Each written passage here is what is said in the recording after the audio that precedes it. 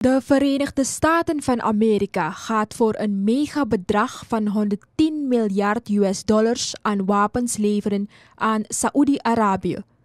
De Amerikaanse president Donald Trump heeft tijdens zijn 2 dagen durend bezoek aan Saudi Arabie de grootste wapenovereenkomst ooit gesloten.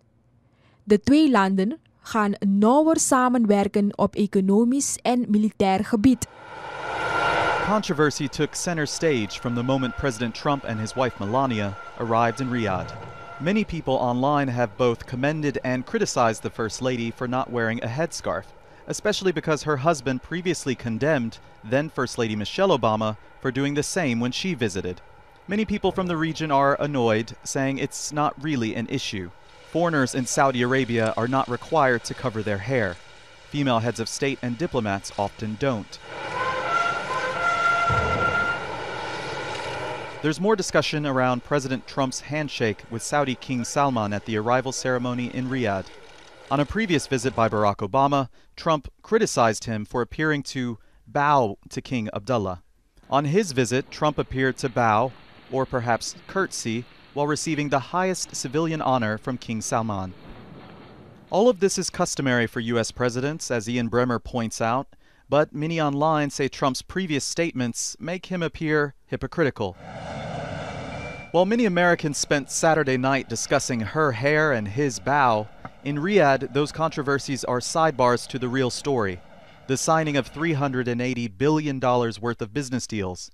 Several Saudis at the summit told Al Jazeera they felt this was a new era of U.S.-Saudi relations. The Riyadh summit represents a new roadmap to the world, without terrorism, as per Saudi-American vision.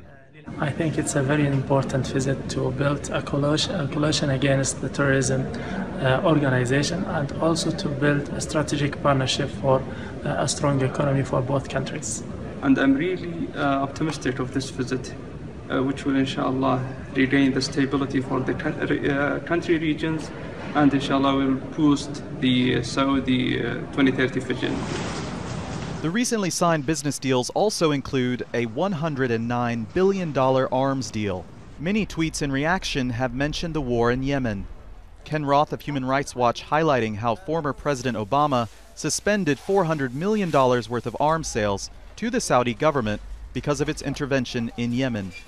The former U.S. ambassador to the United Nations, Samantha Power, also weighing in, saying, "For a country whose attacks on civilians in Yemen and inability to learn from mistakes have been devastating to human life." She's been berated for that comment. People from human rights organizations call that comment rich, since the Obama White House agreed $100 billion worth of weapons sales. President Trump's views on the Middle East have certainly changed from those of candidate Trump. We'll have to wait and see if U.S. policy changes as well. So, Anusha, I want to ask you about that. Can President Trump speak with authority to these 50 Muslim leaders about the religion of Islam and the relations based in the wake of everything that he has said about Muslims as he was a candidate prior to the presidency?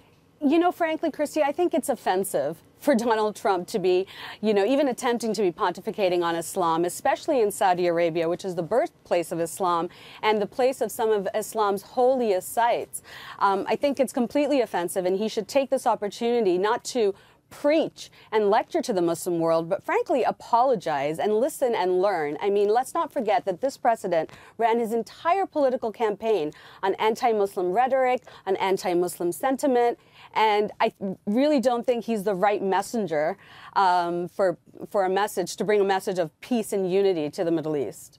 Alex Pappas, let me bring you into this conversation. What do you think of that? Is he the right person, or do the Saudis really care so much about what was said during a campaign? Can they write it off and say, hey, he was saying that just to get elected? Well, he's president of the United States, so obviously they care what he has to say about this. You know, we were talking earlier about whether he would use that phrase radical Islam in this sort of speech. A lot of people thinking perhaps maybe he will take a more kind of moderate tone, because the president does, play to his audience. Jim Acosta makes an interesting point that Stephen Miller is one of the guys who's one of his aides who's helping him write the speech. He's a former aide to Jeff Sessions. He's a true believer. You know, if he has a really strong hand in this speech, that would be an indication that Trump is not necessarily going to take the most moderate tones here and would still, you know, speak in sort of ways he did during the campaign. So I want to take a look here at the placement, the seating arrangement, let's say, that Nick Robertson was talking about. We've got King Salman in the middle of this coffee ceremony, President Trump to his right, the First Lady, Melania Trump, to his left. Anousheh, as I understand it, you know, a lot of families do business together in Saudi Arabia. Is that a commonality that Saudi families see with President Trump when we see in the contingent that he has taken there, his daughter, Ivanka, is with him. His son-in-law, Jared Kushner, also his senior advisor, is with him. Is there a commonality there that they share that Saudis are focusing on?